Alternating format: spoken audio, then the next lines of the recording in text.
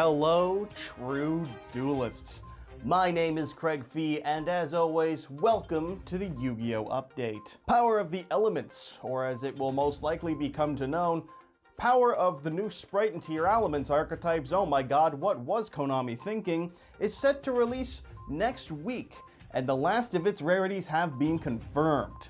For fans of just outright hemorrhaging money, the Starlights of the set are the previously known Destroyer Phoenix Enforcer, as well as the now known Earth Charmer card, the Ultimate Slayer Spell card, the Kurikara Divine Carnite Hand Trap Nibiru thing? Still don't know what to call that, and Exorcister Martha. To which I have only one question for the people who translate the cards. Why did you say that name?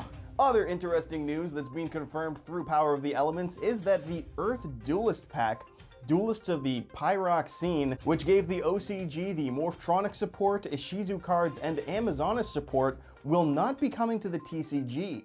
With the Ishizu cards coming in Magnificent Mavens in November this year, and the new Power Tool Retrain coming as a super rare in Pote.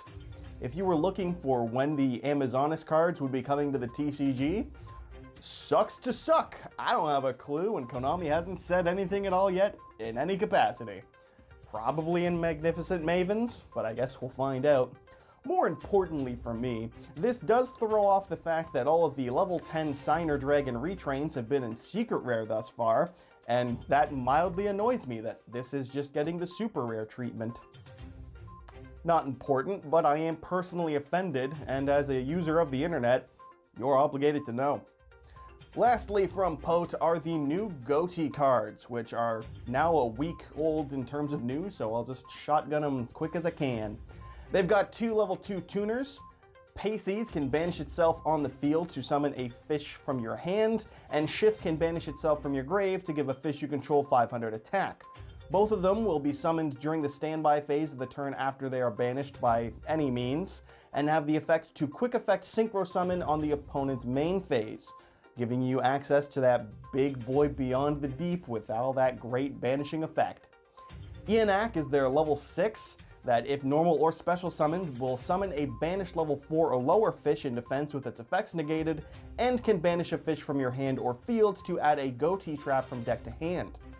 Ascan is their other synchro monster, that if synchro summoned can target a fish you control and one card the opponent controls to banish them both, and if it itself is banished, can summon a fish from your graveyard, all wrapped up in a nice 2700 attack. They also have the field spell, which while you control a fish synchro, is both indestructible by card effect and unbanishable.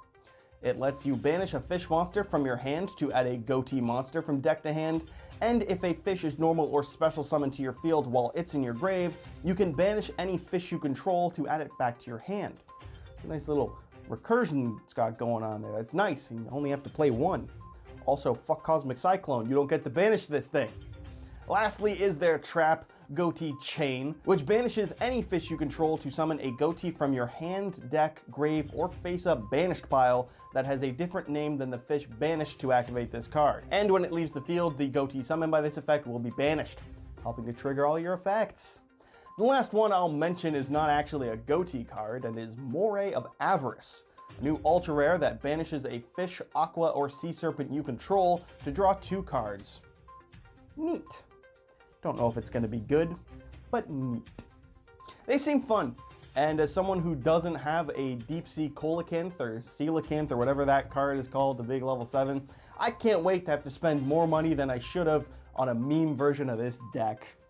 Speaking of spending money, pre-orders are available for Power of the Elements cards, with the meta being cheaper than I would have expected.